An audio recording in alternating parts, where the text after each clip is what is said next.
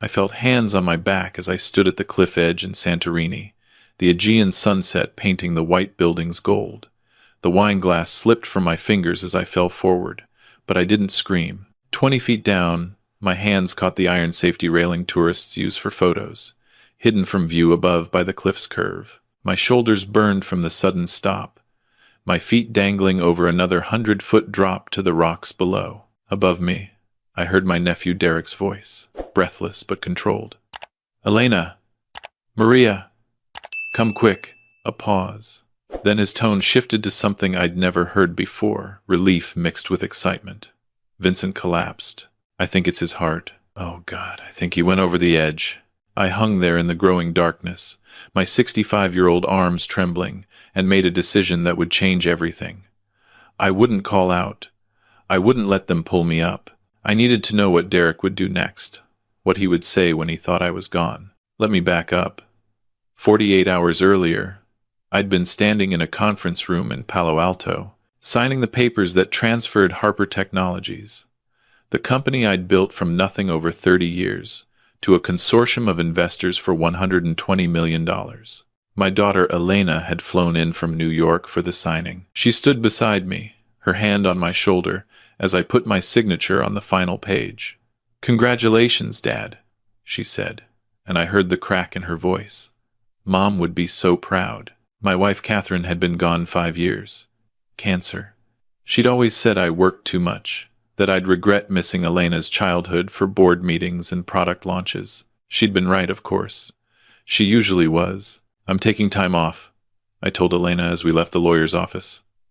"Real time. Not a weekend here and there. I want to make up for the years I missed." Elena smiled, but it didn't quite reach her eyes.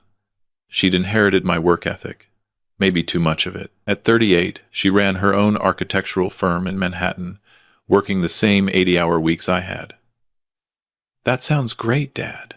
I wish I could, but the Anderson project is entering the critical phase and—" "Come with me to Greece," I said. 3 days. My 65th birthday is next week, and I want to spend it somewhere your mother and I always talked about visiting but never did." She hesitated, already pulling out her phone to check her calendar. "Dad, I don't know if—" "Elena." I took her hand. "When your mother was dying, she made me promise something. She said, 'Vincent, don't let our daughter make the same mistakes you did. Don't let her wake up at 65 realizing she built a company but lost her life. 3 days. Please." She looked at me, really looked at me, and I saw something shift in her expression. "Okay," she said quietly. 3 days. I'd rented a villa on the Caldera in Santorini, one of those whitewashed places with infinity pools and views that look like postcards. I invited a few people. Elena, my lawyer Benjamin Torres, who'd been with me since the early days, and Derek. Derek was Elena's age, the son of my late brother Michael. Michael had died in a car accident when Derek was 15, and I'd helped put him through college. He joined Harper Technologies 3 years ago as VP of Marketing, and he was good at it, charismatic, smart, always knew exactly what to say. Elena had actually recommended him for the position. They'd been close growing up, almost like siblings. "This is going to be amazing, Uncle Vincent," Derek said when I told him about the trip. "You deserve this. 30 years of grinding, and finally, you get to enjoy the fruits of your labor." I should have noticed something in how he said fruits of your labor. Looking back, there was an edge to it, a hunger. But I was too caught up in my own plans, my own guilt about the past, to see it. We arrived in Santorini on a Thursday. The villa was everything the photos promised, perched on the cliff, white stone terraces leading down to the infinity pool, the whole Aegean spread out before us like a blue dream. Elena actually put her phone away when she saw it. "Dad, this is incredible." Benjamin arrived an hour later, looking uncomfortable in vacation clothes. He'd brought his laptop, of course. "Just in case," he said sheepishly. Derek was the last to arrive, and he came bearing gifts. A bottle of 30-year-old scotch for me, a silk scarf for Elena. "To celebrate new beginnings," he said, raising his glass at dinner that first night. We ate on the terrace as the sun set, the sky turning from blue to pink to purple. "Maria, The villa's housekeeper served us fresh seafood and local wine. She was a quiet woman in her 50s, moved with efficient grace, never speaking unless spoken to. "I've been thinking about what to do with the money," I said, as we watched the lights of Fira twinkle on across the caldera. "I want to set up something meaningful, maybe a foundation, helping young entrepreneurs who can't get traditional funding." "That's generous, Vincent," Derek said. "Have you thought about the tax implications? You could save millions with the right structure." "I'm not trying to save money, Derek. I'm trying to spend it wisely." Of course. I just mean, you should talk to some estate planners. Make sure everything's set up right. In case." He trailed off, gesturing vaguely. "In case I die?" I laughed. "I'm 65, not 90. I've got good years left." "Obviously. I just meant, it's smart to plan ahead. Have you updated your will? Named an executor? These things matter, especially with this much money involved." Elena frowned. "Derek, this is supposed to be a vacation." You're right. Sorry." He raised his glass again. "To Vincent, to retirement, to family." We drank, but I noticed Derek watching me over the rim of his glass, something calculating in his eyes. The next morning, I woke early and found Derek on the terrace, working on his laptop. "Couldn't sleep?" I asked. He jumped slightly, closed the laptop quickly. "Just checking some emails. Old habits. I know the feeling." I poured myself coffee from the pot Maria had left out. "What are you working on?" "Nothing important. Just some personal finance stuff." He paused. "Actually, Uncle Vincent, since you mentioned estate planning last night, I've been reading up on it. Did you know that without proper documentation, estate taxes could eat up almost half of your net worth? Elena could lose $60 million. I sat down beside him. "That's why I have Benjamin. He's handled all my legal work for 20 years. Sure. But Benjamin's not an estate specialist. And no offense, but he's getting up there in age. What if something happens to him? You need redundancy. You should consider naming a younger executor, someone who understands modern finance." He leaned forward. "Someone like me. I could help Elena navigate everything if, God forbid, something happened to you." There it was again. That edge. That assumption of my death. "Derek," I said carefully, "I appreciate the concern, but I'm healthy. I run 3 miles every morning. My doctor says I have the heart of a 50-year-old. Of course, I didn't mean," he laughed, "but it sounded forced. I'm just saying, proper planning is important. That's all." I left him there and went to find Elena. She was in the pool, swimming laps with fierce concentration. I sat on the edge and waited until she finished. "Dad, you're staring," she said, pulling off her goggles. "I'm admiring my daughter. Is that allowed?" She smiled and pulled herself out of the water. "What's wrong? Does Derek seem different to you? More interested in money than usual?" Elena wrapped herself in a towel. "Derek's always been interested in money. It's what makes him good at his job." She paused. "Why? Did he say something?" "He's very concerned about my estate planning. Very concerned about what happens if I die." "Dad, that's not... He's probably just trying to be helpful. You did just sell your company for a fortune. People think about these things. Maybe. But something felt off. An instinct honed by 30 years of business deals and boardroom betrayals. I'd learned to trust that feeling. That afternoon, Derek suggested we all go wine tasting at a vineyard on the other side of the island. Benjamin begged off, claiming too much sun, but Elena was game. We drove through the whitewashed villages, Derek keeping up a steady stream of conversation about the island's history, about wine, about anything and everything. At the vineyard, we sampled 6 different wines. I noticed Derek barely touched his glass, while Elena and I enjoyed ourselves. On the drive back, he offered to stop at a scenic overlook. "Best sunset view on the island," he said. The overlook was at the edge of a cliff, a small parking area with a stone wall and that iron railing for tourists to lean against safely. We got out, and Derek immediately pulled out his phone. "Let me get a photo of you two. Elena, stand next to your dad." Elena put her arm around me, and we smiled. Derek snapped several shots, then said, Uncle Vincent, how about one of just you? To commemorate the moment. Your first week of retirement. In one of the most beautiful places on earth. I walked to the railing.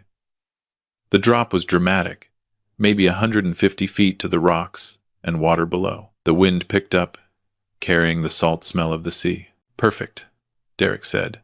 Now turn and look at the view. I want to capture your expression. I turned my back to him, looking out at the endless blue. Behind me, I heard footsteps. Close, too close. Derek? Elena's voice. Uncertain. Just getting the right angle, he said. I felt him move behind me, felt the shift in air pressure. My combat training from the Marines 40 years ago kicked in. I stepped sideways just as hands reached for my back. Derek stumbled past me, catching himself on the railing. Whoa! I grabbed his arm. Careful there. His face was flushed, his breathing heavy. Sorry. I tripped. These rocks are uneven, but his shoes were flat-soled, and the ground was smooth. And his eyes, for just a second, I saw something in them. Rage. Disappointment. We drove back to the villa in silence. That night at dinner, Derek was overly solicitous, constantly refilling my wine glass, suggesting we try the local digestif, insisting I relax and celebrate. I poured the drinks out when he wasn't looking. Paranoid? Maybe. But I hadn't built a successful company by ignoring warning signs. The next day was my actual birthday. Maria prepared a special dinner, and Derek insisted we have it on the terrace at sunset. The most beautiful spot for the guest of honor, he said. Benjamin joined us, bearing a gift, a first edition of one of my favorite novels. Elena gave me a framed photo of the three of us, her, me, and Catherine, from when Elena was 12. I found it in Mom's things, she said. I thought you might like it. I held it, remembering that day. A rare Saturday where I'd skipped the office, and we'd gone to the beach. Catherine's smile, Elena's gap-toothed grin, the life I'd been too busy to fully live. Thank you, sweetheart, I managed. Derek cleared his throat. And my gift, Uncle Vincent, I've prepared something special. A toast, with a wine I had shipped from California. Your favorite vintage. He produced a bottle of 1985 Silver Oak Cabernet, my birth year. Catherine and I had shared a bottle on our 20th anniversary. He poured carefully, handing me a glass. The wine was perfect, deep red, rich aroma. I raised it to my lips. Wait! Maria's voice, sharp and sudden. She'd come out to clear plates, and now stood frozen, staring at Derek. Everyone turned. She went pale, muttered something in Greek, and hurried back inside. What was that about? Elena asked. Derek laughed nervously. Who knows? Maybe she's superstitious about something. But I'd seen Maria's face. She'd been afraid. Of Derek? Of the wine? I set my glass down. You know what? I'm feeling a bit off. Too much sun, maybe. Derek, I appreciate the gesture, but I think I'll stick with water tonight. Derek's smile tightened. Oh, come on, Uncle Vincent. One glass. It's your birthday. I went to a lot of trouble. I said no. My voice had more edge than I intended. Silence fell over the table. Elena looked between us, confused. Benjamin's eyes narrowed. Derek stood abruptly. Fine. I need some air anyway. He walked to the edge of the terrace, to where the stone wall met the cliff edge. I followed him. Derek, I didn't mean to snap. It's fine. He stared out at the sunset, hands gripping the railing. Uncle Vincent, can I ask you something? Hypothetically? Sure. If someone, let's say a person who'd worked hard their whole life, had a chance to secure their future, to never worry about money again, but it meant doing something difficult, would you judge them? That depends on what difficult means. He turned to face me. What if Elena couldn't handle $120 million? What if she made bad investments, lost it all? Wouldn't it be better if someone more financially savvy managed it? Elena is perfectly capable, but what if she's not? What if she's too much like you, brilliant at her craft, terrible with money? Wouldn't it be better if I... He stopped himself. If you what, Derek? He looked at me for a long moment, and I saw it clearly now. The calculation, the hunger, The resentment of a man who'd spent his life watching others succeed while he scrambled for scraps. "Nothing," he said finally. "Forget I said anything." He walked back inside. I stayed there, gripping the railing, my heart pounding. I needed proof. I needed to know what he was planning. I found Maria in the kitchen. "You saw something," I said quietly. "At dinner." "What was it?" She shook her head, refusing to meet my eyes. "Maria, please. I need to know." She looked at the doorway, then back at me. In broken English mixed with Greek, she told me. She'd seen Derek 2 hours earlier, grinding something into the wine bottle. She'd come from the pantry, and he hadn't noticed her. He'd been muttering to himself in English. She didn't understand all of it, but she caught phrases. "Just needs to look natural. Heart attack at his age isn't suspicious. Finally get what I deserve." My blood ran cold. "Why didn't you tell me immediately?" "I was scared. He is your nephew, your family. Who would believe the housekeeper?" She was right. Without proof, it would be her word against Derek's. And Elena adored him. She'd never believe her childhood friend capable of this. "Maria, do you have security cameras here?" She nodded. "In kitchen. Hallway, not terrace. Can you show me the footage from this afternoon?" We went to her small office. The camera was pointed at the wine rack. The footage was grainy, but clear enough. Derek entering, looking around, pulling the bottle of silver oak from the rack. He set it on the counter, pulled a small vial from his pocket, ground something into powder, opened the wine bottle with a corkscrew, poured the powder in, recorked it. The whole process took 90 seconds. "Can you save this footage?" I asked. "Yes." "I send to email?" "Yes."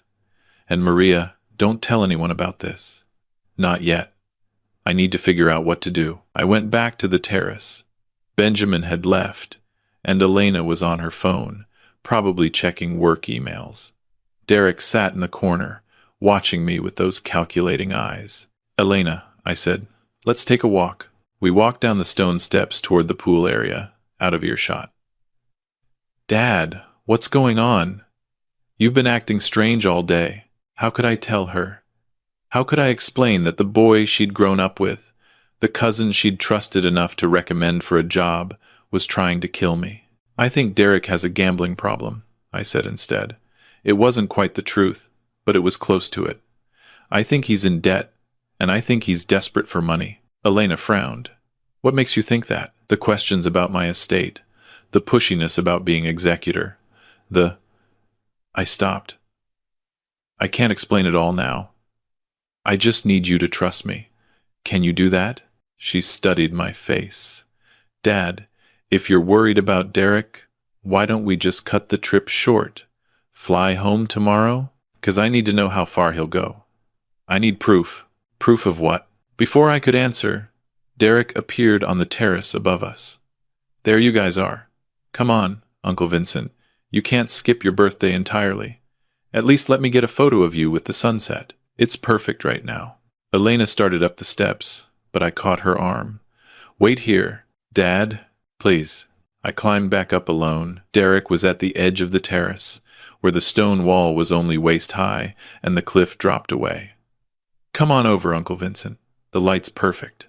I walked toward him slowly, my senses heightened, watching his body language. He held his phone up, framing the shot. "A little closer to the edge," he said. "I want to get the whole vista behind you." I moved closer. The wall came to my waist. One good push, and I'd go over. Below, there was only the iron railing, 20 feet down, hidden from view, then rocks and water. "Perfect," Derek said. "Now turn around and look at the view. I want to capture your expression as you take it all in." I turned my back to him, heard his footsteps. Closer, closer. "Derek." Benjamin's voice, sharp. He'd come back out to the terrace. "I need Vincent for a moment. Legal question about the foundation paperwork." Derek froze. "Can it wait? I'm trying to—" "It can't wait. Vincent, my office in 5 minutes." I turned back around. Derek's face was tight with frustration. "Sure, Benjamin. Whatever you need." I met with Benjamin in the study. "Thank you," I said. "Something's wrong," he said. "I've known you 30 years, Vincent. What's going on?" I told him everything. The wine, Maria's footage, the attempts to get me near the cliff edge. Benjamin's face darkened. "We need to call the police." "And tell them what?" "That my nephew gave me a glass of wine, that he wanted to take my photo near a scenic spot. Without proof of what he put in that wine, without catching him in the act, we have nothing." "Then what do you propose?" I thought about it. "I need him to show his hand. I need him to try again, with witnesses, with undeniable proof." "That's insane. You're talking about making yourself bait." "It's the only way." I looked at him. "Will you help me?" He was quiet for a long moment. Catherine would kill me if she knew I was agreeing to this. Catherine would understand. We made our plan. I would go through with Derek's photo opportunity, but Benjamin and Maria would watch from hidden vantage points. We'd set up Maria's phone to record video from inside the villa, pointed at the terrace. If Derek tried something, we'd have proof. I found Derek in the kitchen, pouring himself a drink. "Hey," I said, "sorry about earlier. I'm being paranoid about something Benjamin said about the foundation. Let's do that photo now, while the light's still good." His eyes lit up. "Really? Yeah, absolutely. Let's go." We walked out to the terrace. The sun was almost down now, the sky streaked with orange and purple. I could see Maria inside, her phone camera pointed at us through the window. Benjamin was on the lower terrace, pretending to read. I walked to the edge, to the low wall. Derek followed, phone raised. "This is going to be great, Uncle Vincent. Turn around. Look at the sunset." I turned my back to him. My heart hammered. Every instinct screamed to move, to run, but I forced myself to stand still. I heard his breathing change, heard the rustle of fabric as he pocketed his phone, heard the soft scuff of his shoes on stone as he moved closer. "Derek?" Elena's voice, from the doorway. "What are you doing?" "Taking a photo," he said, his voice tight. "You're not holding your phone." Time slowed. I felt his hands on my back, a hard shove, and then I was falling. I twisted as I went over, my hands reaching, and caught the top of the wall. I hung there for a second, then my grip slipped and I fell again. 20 feet down, my hands caught the iron safety railing. Pain shot through my shoulders, my arms, but I held on. I pulled my legs up, wrapping them around the railing, securing myself. Above me, Derek's voice. "Elena, Maria, come quick." A pause then. Vincent collapsed. I think it's his heart. Oh God, I think he went over the edge. Footsteps. Elena's scream. "Dad! Dad!" Derek again. He was looking at the sunset, and then he grabbed his chest and went over. It happened so fast. "We have to call for help. We have to—" "Elena, wait. Think about this. If they find him down there, the investigation, the press, the questions, wouldn't it be better if—" He trailed off. "Better if what?" Her voice was sharp with hysteria and anger. "I'm just saying. An old man, retirement party, heart attack, at a scenic overlook. It's tragic but natural. Nobody needs to know about the cliff. We could say he collapsed in his room, died peacefully." A long silence. Then Elena's voice, cold and deadly. "You want to cover up my father's death? I'm trying to protect his legacy. Protect you from what? An inheritance? You think you deserve more than me?" "That's not Elena. Listen to yourself. You're emotional. You're not thinking clearly. Get away from me." Movement above. "Maria, call the police. Tell them there's been an attempted murder." "Elena, don't be ridiculous. I saw you. I saw you push him." I heard scuffling. Derek's voice, panicked now. "You're making a mistake. That money should be managed by someone who understands it, someone who won't waste it on charity projects and foundations. So this is about the money." Elena's laugh was bitter. "My God, Derek. We grew up together. I trusted you." "Trust?" Derek's voice rose. "You want to talk about trust? I've watched you coast on your last name while I worked twice as hard for half the recognition. I've watched Vincent hand everything to you just because you're his daughter. Do you know what it's like, being the charity case? The nephew who's here because his father died? I earned this. I deserved a piece of that 120 million, And instead, Vincent was going to give it all away to strangers. So you tried to kill him. I tried to take what should have been mine. Sirens in the distance. I hung on the railing, my arms screaming, and listened to my nephew confess to my murder. I should have felt triumphant. Instead, I just felt sad. Benjamin's voice joined the chaos above. Derek Palmer, you're under arrest for attempted murder. I've already called the authorities. They're on their way. You can't, Benjamin. You're a corporate lawyer. You don't have... I also sit on the board of the local police foundation, and I've recorded this entire conversation. A pause. Vincent, are you all right down there? I called up. I've been better, but I'll live. More screams from Elena, but different this time. Relief. Joy. Dad! Dad! You're alive! Barely. I grunted. Someone want to help me up before my arms give out? It took 3 of them, Benjamin, Maria, and Elena, to pull me back over the wall. I collapsed on the terrace, every muscle shaking. Elena threw her arms around me, sobbing. Derek stood against the far wall, his face ashen. This isn't... I can explain. Save it for the police, Benjamin said. They arrived 15 minutes later, along with an ambulance. The paramedics checked me over bruised ribs, strained shoulders, mild shock, but nothing broken. They wanted to take me to the hospital, but I refused. I wanted to see this through. The police took Derek away in handcuffs. He didn't look at me as they led him past. He looked at the ground, at his hands, at anywhere but my eyes. That night, I sat with Elena on the terrace, the same spot where I'd nearly died. We didn't speak for a long time. Finally, she said, I brought him into your company. I vouched for him. You didn't know. I should have. The signs were there. He was always comparing himself to others, always talking about who deserved what. I thought it was just ambition. I thought... Her voice broke. I almost lost you because of my blindness. I took her hand.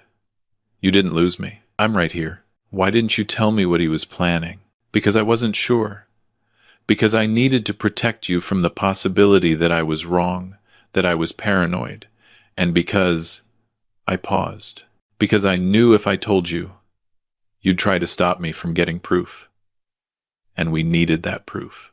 You used yourself as bait. I did? That was incredibly stupid. It was. She laughed through her tears. Mom would have killed you. Your mother probably is killing me, wherever she is. We sat in silence again. Then Elena said, Dad, I'm taking a leave of absence from my firm. 3 months, maybe 6. Elena, you don't have to... Yes, I do. You were right. Mom was right. I've been making the same mistakes you did, putting work above everything else.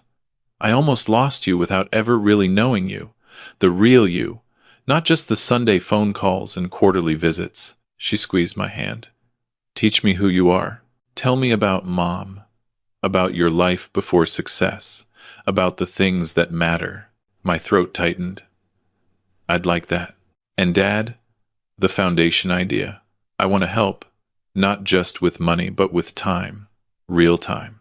We spent the next 2 weeks in Greece while the legal proceedings began. Derek was charged with attempted murder, fraud. They'd found evidence he'd been embezzling from Harper Technologies for 18 months, and a host of other crimes. Benjamin estimated he'd face 25 to 30 years in prison. Elena and I talked, really talked, for the first time in years. I told her about my childhood, about meeting her mother, about the early days of the company when we worked out of a garage. She told me about her fears, her loneliness, the pressure of living up to my legacy. On our last day in Santorini, we climbed down to the iron railing where I'd hung. Someone had put up a small plaque, Point of Miracles, where Vincent Harper held on. Maria had done it, she admitted later. This is place where you choose life over death, she said. Where you choose truth over easy lie. Is important place. I stood there with Elena, looking out at the Aegean. You know what I thought about when I was hanging there? I said. I thought about all the moments I'd missed. All the school plays, all the birthdays, all the times I chose a conference call over a conversation. And I thought, if I survive this, I'm going to make different choices. Elena leaned her head on my shoulder. So what's first? First, we finish this foundation. Together. And second, I turned to her.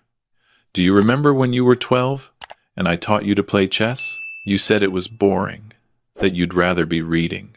I remember. You were so disappointed. I wasn't disappointed in you. I was disappointed in myself, that I'd forced my interests on you instead of asking about yours. So now I'm asking, what do you want to do, Elena? Not what you think you should do, not what would make me proud, what would make you happy. She thought about it for a long time. I want to design homes for people who can't afford architects. I want to make beautiful spaces accessible to everyone, not just the wealthy. I want to use my skills to matter, not just to profit. Then that's what you'll do. And the firm? Sell it. Downsize it. Turn it into whatever serves that dream. She smiled. Just like that? Just like that. Life's too short for anything else. We flew home a week later. The story had made international news. Tech mogul survives nephew's murder plot. I gave one interview to a journalist I respected, and then refused all others. I didn't want to be famous for surviving. I wanted to be known for what I did after. The foundation launched 6 months later. The Catherine Harper Foundation for Emerging Entrepreneurs, named after my wife. Elena designed the headquarters herself, a beautiful space in Oakland that served as both offices and incubator space for startups. We funded 50 companies the first year, 200 the second. Derek pleaded guilty to avoid trial. He got 28 years. The judge said at sentencing, "You didn't just try to kill your uncle. You tried to kill the very concept of family trust, of loyalty, of love. May you spend your time in prison learning the value of what you destroyed." I went to see him once, 3 months into his sentence. He looked smaller somehow, diminished. We sat across from each other in the visitor's room, neither speaking for a long moment. Finally, he said, "I suppose you want me to apologize." "No," I said. "An apology would mean you understand what you did wrong. I don't think you do. I wanted what you had. Is that so terrible? Wanting it? No. Being willing to kill for it, yes." I leaned forward. "Derek, I would have helped you. If you'd come to me and said you were in debt, that you were struggling, I would have helped you. But you didn't want help. You wanted to take. There's a difference. Easy for you to say. You've never had to struggle for anything." I laughed, though there was no humor in it. I worked 80-hour weeks for 30 years. I missed my daughter's childhood.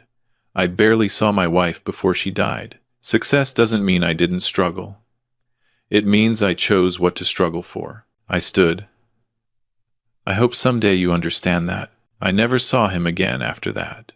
Some people asked if I forgave him. I told them forgiveness wasn't the right word. I'd released him, released the anger, the betrayal, the what-ifs. He'd have to live with what he'd done. I refused to let it poison the rest of my life. Elena and I have dinner together twice a week now. We take trips. So far, we've been to Japan, Morocco, and Peru. We don't talk about business much. We talk about books, about ideas, about memories of Catherine. We talk about what matters. I think about that moment on the cliff sometimes, hanging from that railing with my arms shaking and my heart pounding. The decision I made in that moment to hold on, to stay silent, to see the truth changed everything. But the more important decision came after. The decision about what to do with the life I'd been given back. The money, the success, the empire I'd built, none of it mattered compared to the time I'd wasted chasing it. Last month, Elena called me at midnight. "Dad, I'm sorry to wake you, but I had to tell you. I'm pregnant. I'm going to be a grandfather. And this time, I'm going to be there for every moment, every first word, every stumbling step, every school play and birthday party. Not because I have to, but because I want to. Because I've learned what my wife tried to teach me all along. Success isn't measured in dollars or deals or empires. It's measured in moments, in presence, in love. I'm sitting on my balcony now, watching the San Francisco fog roll in, thinking about Greece and iron railings and the choices that define us. Thinking about a nephew consumed by greed and a daughter learning to choose life over work. Thinking about second chances and how rare they are. If there's a lesson in all this, it's simple. Hold on. When life pushes you over the edge, find something to grab onto. And when you pull yourself back up, make sure you're climbing towards something worth the effort. Family, love, time. These are the things worth holding on to. Everything else you can let fall.